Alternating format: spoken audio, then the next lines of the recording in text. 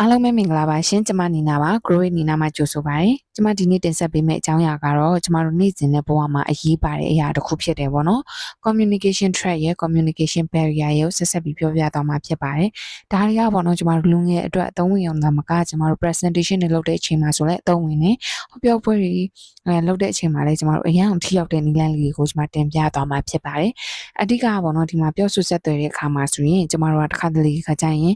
ရင်းနှီးမှုမရလာပဲဝေးကွာသွားစီရတဲ့အကြောင်းရင်းတွေကဘာတွေရှိမလဲပေါ့နော်ဒီမှာဆိုရင်ကျမတို့ထောင်ချောက်ထိချသွားနိုင်တဲ့အကြောင်းအရာတွေရှိရပေါ့နော်အဲ့ဒီဟာကအဓိကကတော့ကျမတို့ပြန်ပြီးဖွင့်ရှက်တာပြောဖို့ရှက်နေတာပေါ့နော်ပြီးတော့ခါကျတော့ကိုထင်တာကိုအမှန်ယူလို့ယူဆပြီးတော့ playback ပြန်မလိုက်တာမျိုးပေါ့နော်နောက်တစ်ခုကကိုနားမလည်လိုက်တဲ့အချိန်မှာနားလေချင်းရောင်းဆောင်လိုက်တာအများကြီးတူပေါ့တချို့ကတော့နားလေသွားပြီးငါနားမလည်သေးဘူးဆိုဟန်ဆောင်လိုက်တဲ့အချိန်မှာဆိုရင်ကိုအတွက်လည်းအတားဆီးဖြစ်စေသလိုတစ်ဖက်လူပြောလိုက်တာကိုမရှင်းတဲ့အတွက်ထိထိမိမိလည်းမဖြစ်တော့ဘူးပေါ့နော်အဓိကကခဏတော့ communication ဆိုရပြောဆိုဆက်သွယ်ရေးဆိုတာကဘာသာစကားတစ်ခုတည်းလည်းမဟုတ်ဘူးဘာသာစကားလည်းအရေးပါတယ်တလောက်အရေးပါတယ်ဒါပေမဲ့ကိုနားလေတာကိုတစ်ဖက်လူမှဘယ်လိုမျိုးပုံဖော်ပြရမလဲဆိုတဲ့ဟာကအရေးကြီးပါတယ်အဲအကြောင်းမို့ပေါ့နော်ကျမတို့တစ်ခါတလေခါကြရင်ဒီရဲ့အတားအဆီးတွေကိုကြော်လာဖို့အတွက်ဘာကအရေးကြီးလဲပေါ့နော်ဘာကအရေးကြီးလဲဆိုရင်ကျမတို့အပြုံးနဲ့ထုံးကအရေးကြီးပဲပေါ့နော်အတန်တန်ကြပေါ့နော်အဲ့လိုဆိုတော့အဲ့ဒီຢာကဘာကြောင့်အရေးကြီးတာလဲဆိုရင်ကျမတို့ပေါ့နော်လူတွေကပေါ့နော်လူတိုင်းဟာကျမတို့ပြောလိုက်တဲ့စကားလုံးကမက်မိချင်မှမက်မိလိမ့်မယ်ကိုပြောလိုက်တဲ့အချိန်မှာသူတို့ကဘလို့ခံစားသွားစီရလဲဆိုတဲ့အရာတွေကတော့